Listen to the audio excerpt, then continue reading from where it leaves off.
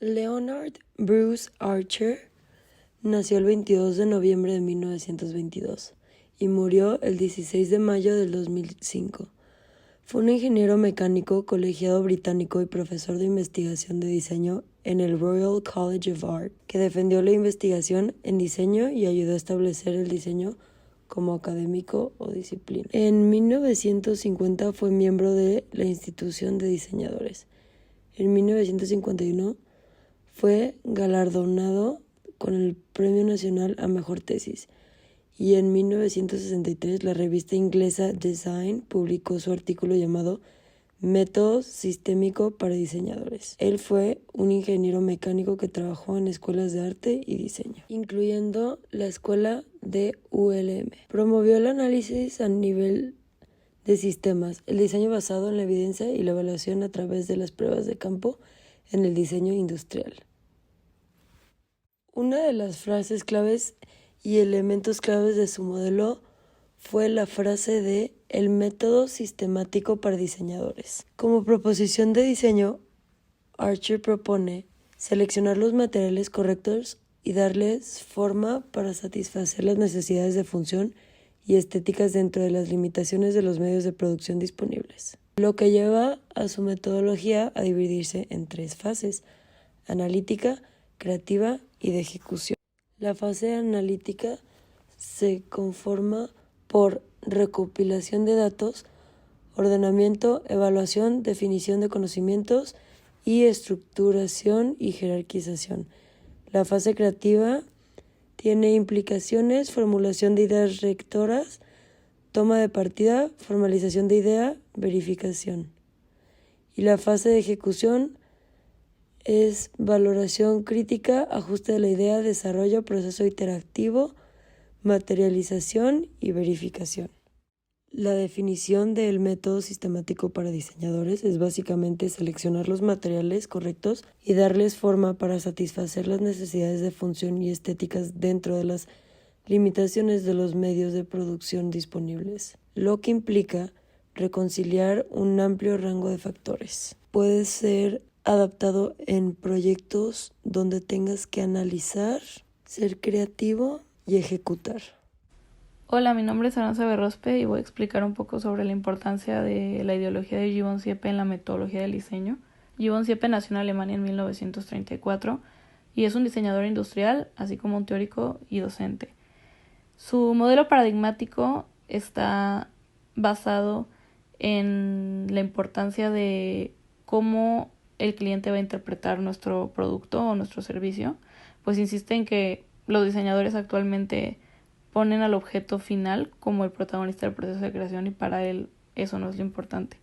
Su ideología está basada en 3 facetas muy importantes, las cuales son la proyección, la planificación y la jerarquización del problema. Para mí esto es muy importante porque si nuestra atención está centrada siempre en la necesidad, todo lo que se derive de ella pues va a estar enfocado en solucionarla y no nos vamos a dejar influenciar por otros factores hasta que ya creamos que pues es el momento adecuado.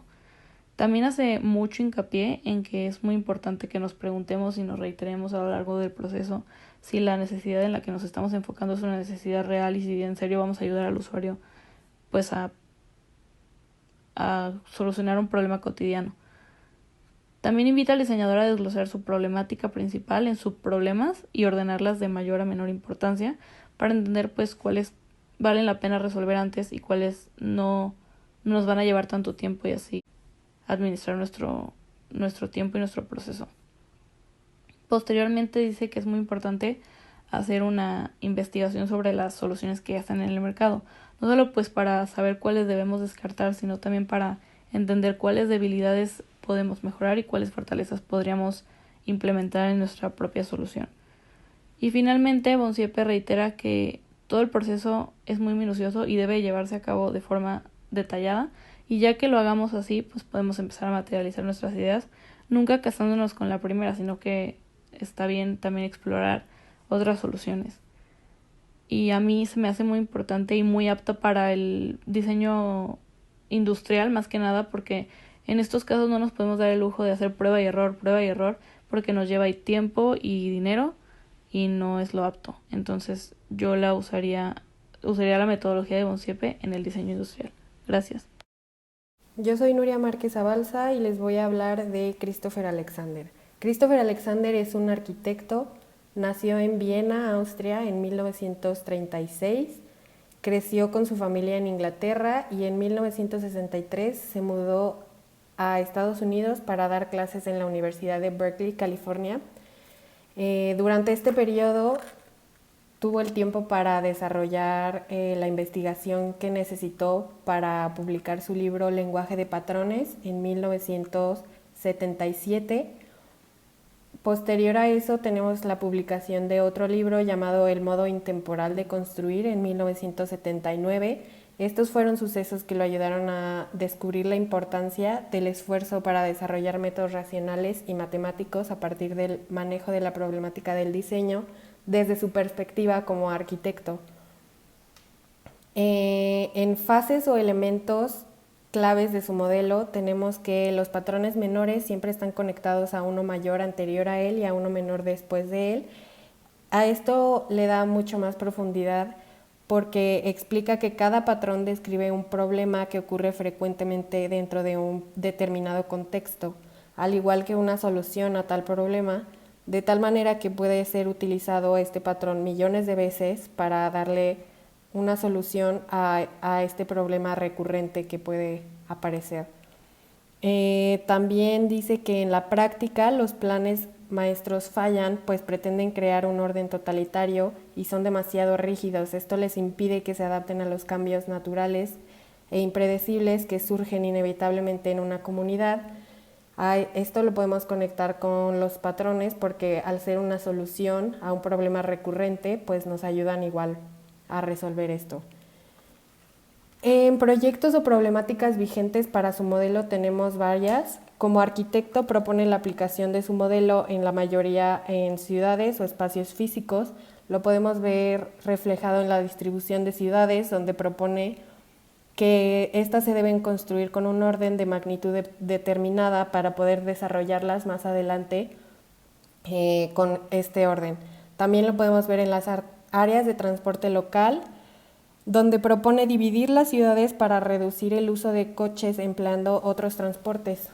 También lo podemos ver en redes comerciales y monumentos, donde propone que tienden al desgaste, el cual es un rasgo fundamental de la naturaleza humana, por lo que deben estar bien estructurados. Bueno, pues primero que nada vamos a empezar hablando sobre la metodología de estos tres diseñadores por separado, para después poder compararlas un poquito. El primero va a ser Bruce Archer. Su metodología se dividía en tres partes: en la fase analítica, fase creativa y fase de ejecución. Su metodología se basaba mucho en que no se hiciera ningún tipo de proceso de producción sin antes haber hecho un análisis y prototipo que no contuviera error alguno. Su metodología hacía mucho hincapié sobre el diseño basado en la evidencia.